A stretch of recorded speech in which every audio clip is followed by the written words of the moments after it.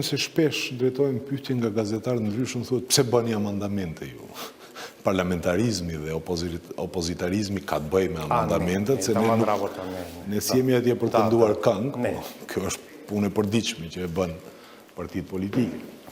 Natyrisht e para, gjërat e bukura janë kur sillen me konsensus.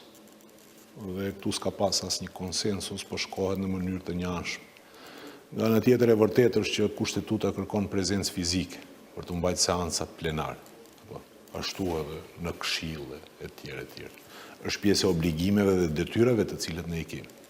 Por ajo që mua më shqetëson dhe që as pak nuk është temë e opinionit, është një problematik që daton me vite dhe që pat goxha premtime që do të rregullohet si çështje, është pozicioni dhe roli i institucionit deputet.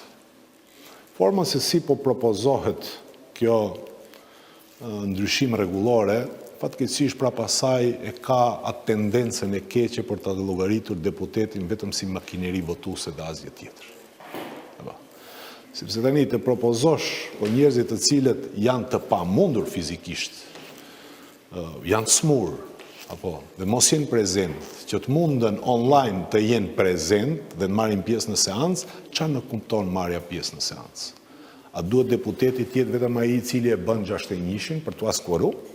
Apo duhet të jetë deputeti përfaqësuesi i popullit i cili duhet marrë fjalën dhe të flasë aty? Dhe në një situatë me këto, siç e kategorizuam të sëmurët me COVID-19, raste hipotetikisht në një rast i rënd, a ka i mundësi fizike që të marrë pjesë në seancë, po të marrë pjesë tamam në seancë, dhe jo vetë të jetë një numër shtesë i cili do të marrë pjesë aty.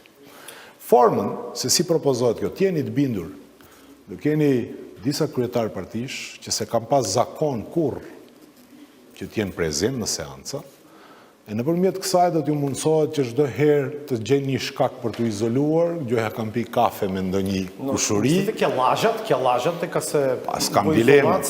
Pastaj ne kemi edhe një shqetësim tjetër.